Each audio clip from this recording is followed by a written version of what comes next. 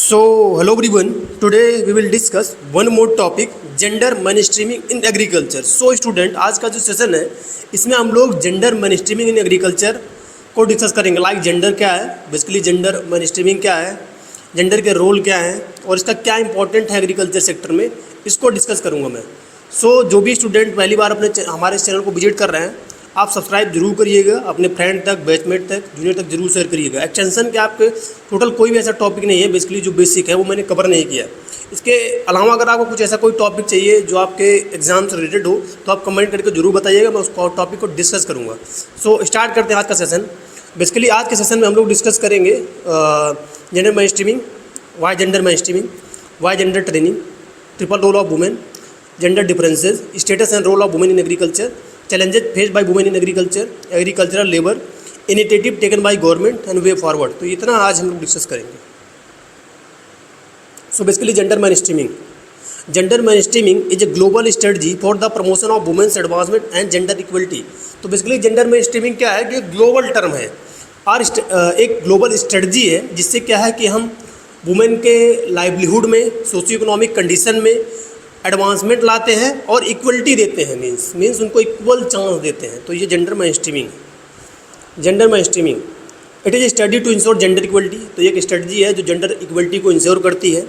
It is an approach to governance that makes men's and women's concern and experience an integral part of the design, implementation, monitoring and evolution of policies in all sector of society.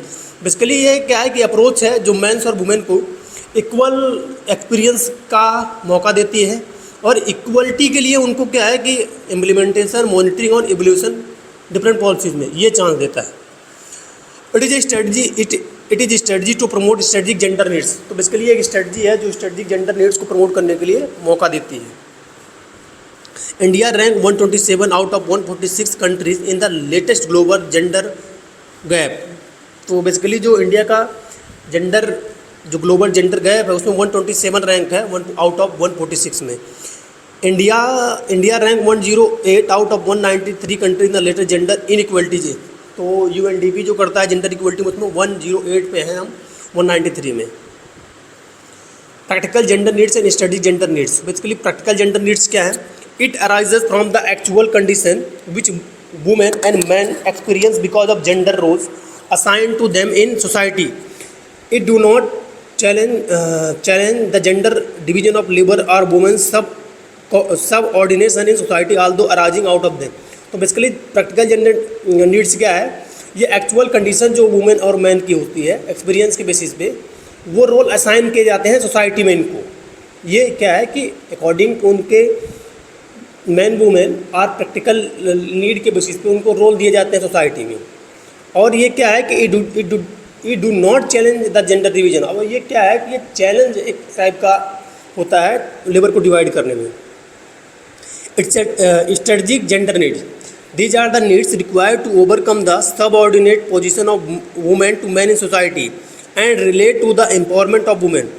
They relate to gender division of labour, power and control and may include such issues as legal right, domestic violence, equal wage etcetera. Meeting strategic needs them help women to achieve greater equality.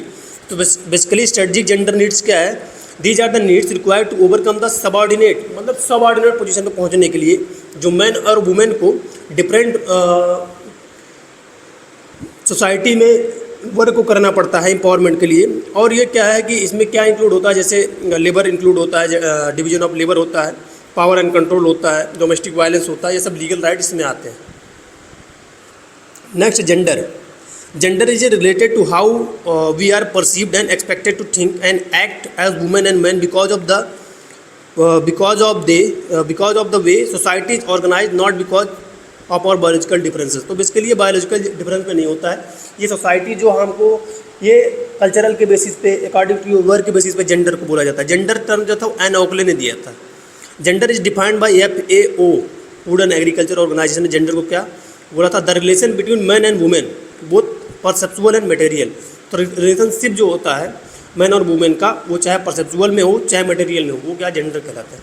Gender is not determined biologically as a result of sexual characteristic of either women and man but is concern socially. तो इस sexual characteristics पे नहीं इसको define किया जाता है, ये किसके बेसिस पे किया जाता है, सोशली डिस्ट्रैक्ट कंस्ट्रक्टेड होते हैं term.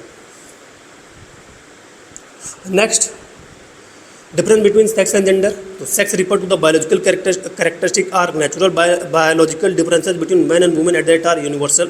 Gender is not sex, gender is not women. Gender refer to the cultural socially constructed differences between the sex.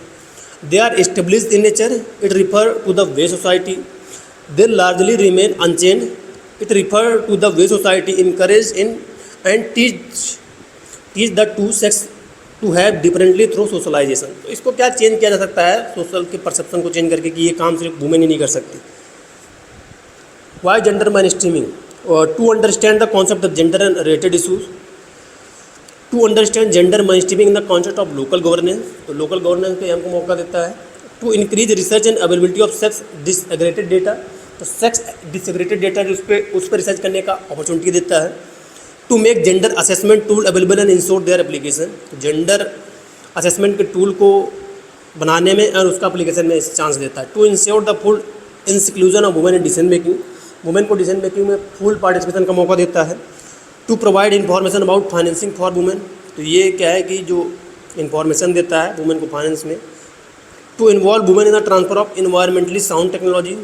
इसमें क्या ये वुमेन को इन्वॉल्व करवाता है किसमें, ट्रांसफ़र करने में, जो इन्वायरमेंटल और साउंड टेक्नोलॉजी होती है उसको।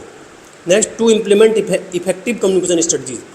और ये क्या कराता है कि इफेक्टिव कम्युनिकेशन स्ट्रेटजी को इम्प्लीमेंट कराने में मौका देता है। Why gender training? Because it concern both man and women. तो ये क्या है कि दोनों को साथ में लेकर काम करने का मौका देता है। It involve transformation of attitude and practices in all society. और ये क्या है कि जो हमारा एटीट्यूड है या परसेप्शन उसको रिफॉर्म करता है। Because when we work with community it essential to sensitive both man and women needs and issues. जब हमें सोसाइटी में रहते हैं तो ये हमको अवेयर होना चाहिए कि मैन और वुमेन की सबकी नीड्स और इशूज़ अलग हैं। It touch all of us. और ये क्या है कि सिंपैथी के साथ भी जुड़ा होता है। promoting gender equality. Triple role of women. This term refers to the fact that women tend to work longer and more fragmented days than men as they are usually involved in the different gender roles, productive, reproductive, community. तो ये क्या है कि 3 role करती है। It also refers to the multiple role or triple burden. Without women, the world would be hungry. So basically 84% women engage in agriculture and allied activities. तो 84% जो women क्या हैं एग्रीकल्चर की एक्टिविटीज़ में लगी हैं और produce 80% of food for developing country in half of the world. और 80% उसका प्रोडक्शन भी कर रहे हैं। Women constitute about 50% world population और 50% की वर्ल्ड पॉपुलेशन है। 50% contribution in food production, 30% of official labour hours, UN women का रिपोर्ट है ये। Yet they make up 70% of world's poorest people, constitute only 50% of world agriculture extension agent. मतलब 15% सिर्फ इनको world पूरा एक्सटेंशन में मौका मिला है अभी। रिसीव 10% ऑफ वर्ल्ड इनकम और 10% को टोटल वर्ल्ड इनकम इनको रिसीव हो रही है। ओन 1% ऑफ वर्ल्ड प्रॉपर्टी, जबकि इतनी बड़ी 50% पॉपुलेशन होने के बाद 1% सिर्फ इनके पास प्रॉपर्टी है टोटल पूरी वर्ल्ड की। व्हेन इट ऑल स्टार्टेड, तो कब स्टार्ट हुआ था इसकी हिस्ट्री देखेंगे। अर्ली 1970 में women role in economic develop by Ester Boserup. Mid 1970 women in development approach. 1975 first world conference on women Mexico. 1979 convention on elimination of all form of discrimination against women CEDAW adopted by UN General Assembly. 1980 second world conference on women Copenhagen. Mid 1980 gender development framework. 1985 third world conference women, ये आप देख सकते हैं Nairobi में हुई थी। Long women's empowerment framework 1919 बना था। 93 में मॉडल जेंडर प्लानिंग वर्क बना था। 99 में फोर्थ वर्ल्ड कॉन्फ्रेंस हुई थी बीजिंग में। 2000 में मिलेनियम डेवलपमेंट गोल्स आए थे। 2010 में जेंडर एग्रीकल्चर वो आया था। ये आप इसको स्क्रीनशॉट ले लेंगे तो आपको क्लियर हो जाएगा। जेंडर डिफरेंसेस, तो अगर आप ऑस्पेक्ट में देखेंगे रोल एंड रिस्पॉन्सिबिलिटी, वुमेन में वर्क एट होम बेसिकली करती है, लुक आफ्टर चिल्ड्रन को करती है, उनका पालन, लुक आफ्टर द सिक होते हैं। Go out of the work man, जो बेसिकली मनी कमाने के लिए जाते हैं। Can not be expected to cook or clean, और इनसे एक्सपेक्टेशन नहीं होती कि खाना बनाएंगे या उसको सफाई करेंगे घर की। Access and control over resources, does not own or inherent property पे इनका रोल नहीं होता है, ये प्रॉपर्टी के मालिक होते हैं। टाइम डिसाइड बाई अदर, ये टाइम इनका जो वुमेन का होता है इनका टाइम टोटली अदर के द्वारा डिसाइड किया जाता है, तो ऐसा मैन के साथ नहीं है। बिहेवियरल स्टीरियोटाइप में वुमेन वीक, इमोशनल, डिपेंडेंट और शाई, जबकि स्ट्रॉन्ग, रैशनल, ये सोसाइटी के परसेप्शन माने जाते हैं। Status and role of women in agriculture, तो बेसिकली आप according to economic survey 2017-18, the agriculture sector is undergoing feminisation. The sector employ 80% of all women work force in the India, with 33 being agricultural laborers and 48% being half self-employed farmer. Around 60 to 80% of food is produced by rural women. Swaminathan, the famous agriculture scientist, described that it was women who first domesticated crop plant and thereby initiated the art and science of farming. Maintaining the supporting branches in all sector like animal husbandry, fisheries and vegetable can depend on the almost only women. तो basically आप इसको देख सकते हैं 68% जो food produce होती है rural women करती हैं। स्वामीनाथन जी साइंटिस्ट थे, उन्होंने बोला कि पहला जो क्रॉप प्लांट डोमेस्टिकेट किया गया था वुमेन के द्वारा किया गया था, और जो डिफरेंट एग्रीकल्चर के सेक्टर ब्रांचेज है उसको भी कौन डील कर रहा है, वुमेन ही कर रही हैं। Challenges face by women in agriculture, तो बेसिकली इनके चैलेंजेस क्या है। The 2011 census figure list only 32.8% women formally is primary worker in the agriculture sector, in contract 81.1। तो ये फॉर्मली मतलब ये फॉर्मली हैं, और ये क्या है कि कॉन्ट्रैक्ट बेसिस पे इतना वर्क कर रहे हैं। But in the undeniable fact remain the work women work harder and longer than male farmer, और इनके वर्क जो होते हैं लॉन्गर होते हैं और ज़्यादा हार्ड वर्किंग होते हैं। Man get more than their share of visibility on TV in governmental policy material and with in the banking sector, but millions of women farmers have no spoke person from their rank. तो basically इनको क्या है कि उतना मौका नहीं मिल पाता है, चाहे वो बैंकिंग हो गया चाहे क्रेडिट में हो गया। Women are usually not listed as primary earners and owner of land assets with in their family, मतलब अपनी फैमिली में भी वो प्राइमरी मालिक नहीं होती है, मतलब वो नहीं होती, ओनर नहीं होती। एग्रीकल्चर लेबर आप देख सकते हैं इसको। Greater decision making on income, basically इनकी वुमेन ये होता है, इससे ये लगा होता है improve children well being, better health and future property, महिलाओं का current property, increase income constitution, तो एग्रीकल्चर लेबर के ये वर्क होते हैं। तो बेसिकली कुछ इनिशिएटिव थे जो वुमेन का एग्रीकल्चर सेक्टर में अपलिफ्टिंग के लिए चलाए गए थे। द डिपार्टमेंट ऑफ एग्रीकल्चर था, उसने स्टार्ट किया था various program for farmer include women agriculture sector, इसने कई प्रोग्राम स्टार्ट किए। As per directive of women component plan, the state government have been asked to ensure flow of fund to, मतलब fund का 30% women के लिए रखा गया reserve.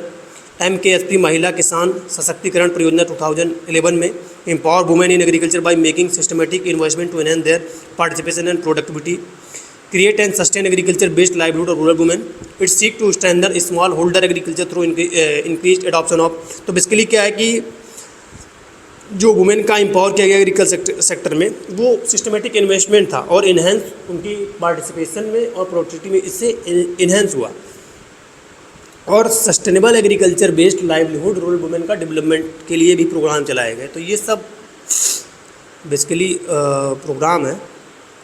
Way of forward, तो बेसिकली आप इसको देख सकते हैं, स्किल एम्पावरमेंट इनका किया जा सकता है, टेक्नोलॉजी डेवलपमेंट फॉर वुमेन के लिए किया जा सकता है, creation of self help group करके इनको सोशो इकोनॉमिक कंडीशन में चेंज ला सकता है, projection of contribution by women in collecting and analysis data, इससे भी इनका सुधार किया जा सकता है, प्रोवाइडिंग फाइनेंशियल पावर्स इनको दी जा सकती है। So thank you, I hope जो बेसिक इसमें कॉन्सेप्ट थे आपको क्लियर होंगे। इसके बाद अगर कुछ आपका डाउट होगा तो कमेंट करके जरूर पूछिएगा। Thank you.